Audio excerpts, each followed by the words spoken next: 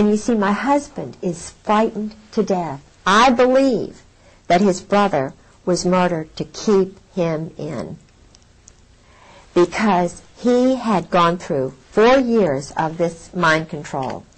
And the man who did it, you can see this on the video, his name was Charles Caddock, and another man named Alexander Robinson.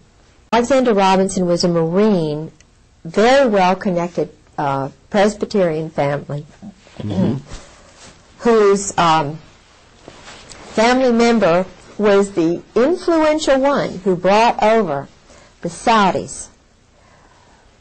The original Saudi head of Saudi Arabia was George told me all this about Mohammed Faisal, Khalid Faisal, and Saud Faisal, and there were something like 32 brothers of the then in the mid-50s, the ordained, whoever was head of Saudi Arabia.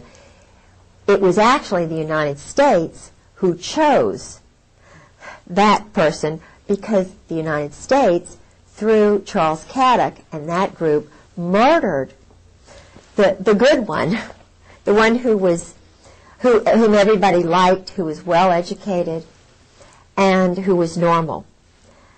In, I believe it was 1952, 1953, 1954, in Paris, the universal Saudi, the well-educated Saudi, was poisoned. Fahim, he died in Paris, and so his brother, his half-brother or whatever, was the father of all these 32 boys, and the 3 oldest now were snuck into the United States. I have a degree in history, Virginia history, undergraduate degree, and master's in Scottish history. And being a Southerner, we always look at, past his prologue. And I jumped into the Saudi Arabian books to try and find out something about the Hun School, which is in Princeton, started by a physicist connected with Einstein in that group. So I was looking for the Hun School because I knew they went there. And they're in all the brochures. They're very proud to say, we have the Saudi royals went here. President Cheeseborough brags about going over there and being wined and dined, and So I only found one reference, but it was a reference that said something like they went to a prep school in the United States. That's all they said. Well, it was the Hun School, and my husband was one of the playmates. Charles Caddock was the bodyguard, quote-unquote, teacher for these guys. So they would go out and play in the woods, and they were doing homosexual things with them. There was a lot of money. They bought a big house. Well, George, for the first 3 years of our marriage, was drinking entirely too much, and he was trying to let me know about his world, and I'm not judging him. He's a bisexual. He needed help, he needed love, he needed quiet. He still does. He really needs help, and the handlers knew that I was changing him. I was taking him away from this crazy cult that he'd been in all these years. And we were going to church. He even walked down the aisle one time when Tony Evans preached at Scope. Okay. And so, but he was a little boy when he was, it's mind control. MK Ultra, somebody said. They had a group of men, psychiatrists in New Jersey. I don't know where this place was, but they would go, and even his roommates in Princeton told me about it. George never, intentionally, he never introduced me to any of his friends. So I had to cold call all these people. I got their names and addresses, telephone numbers.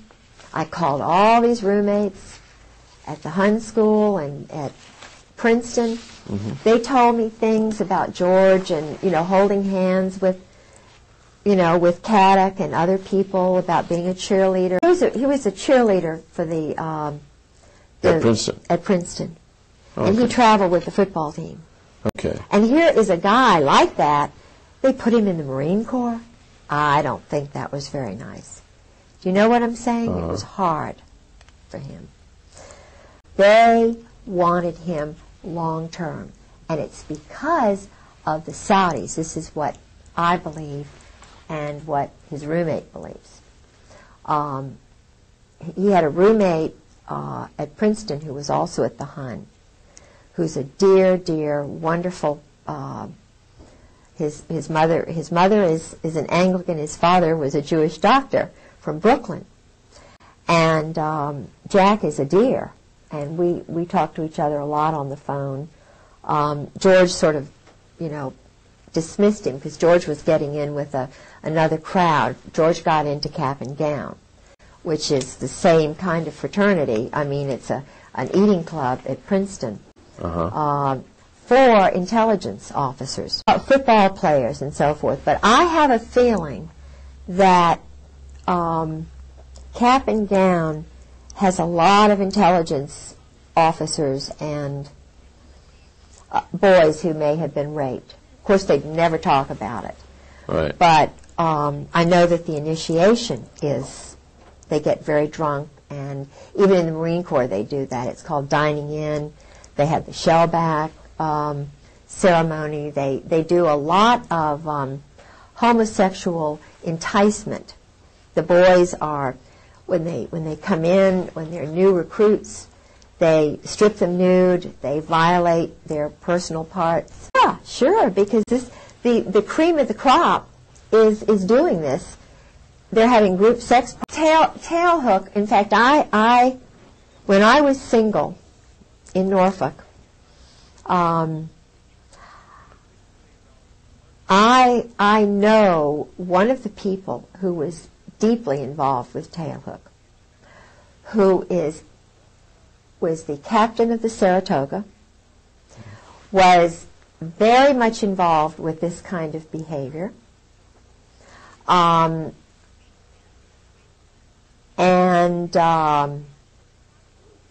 I know a lot about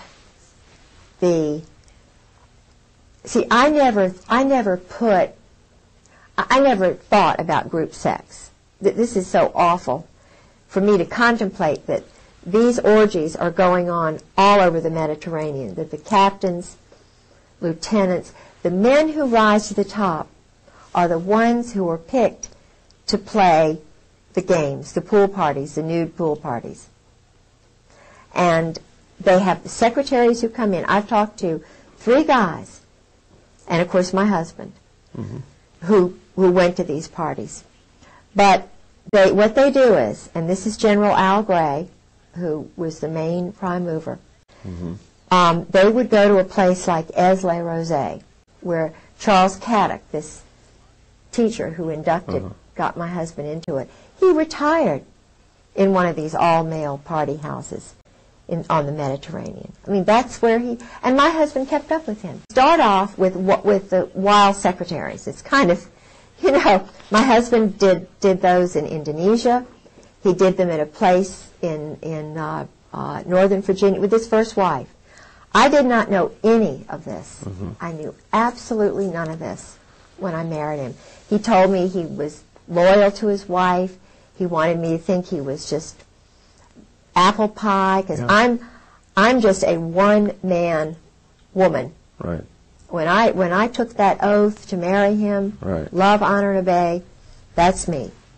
But he, when he was married to his first wife, was just an addict. He was a sexual addict, an alcoholic addict. He loves, terror, and his whole little soul was just being sucked away from him desperately. And he needs Christ.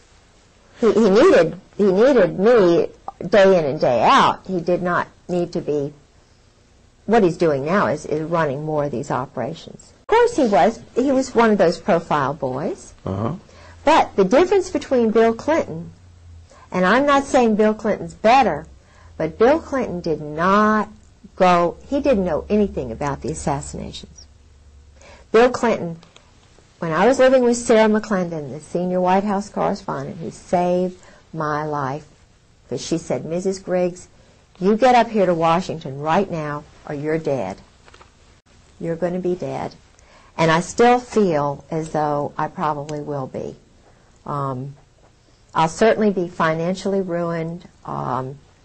They are still doing psychological operations in my home, sabotaging my car, messing with my telephone, my radio. You cannot believe what I've been through in the last 2 years. It is horrible. And it's being done to other women and other wives and other men who don't go along with the program.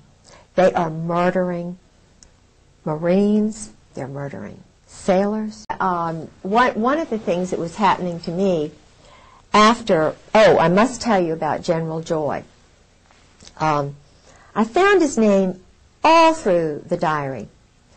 And what was really strange was that George had mentioned him early on in the marriage, but then after a certain incident at Camp Lejeune, which I think is very interesting, relating to tailhook and something that I did there. I'll tell you about that if I can remember. I called. It took a lot for me to get General Joy's phone number because the Marine colonels were not going to tell me because they knew I was investigating. So nobody would tell me about General Joy. I called a person in George's address book who was a general, pretending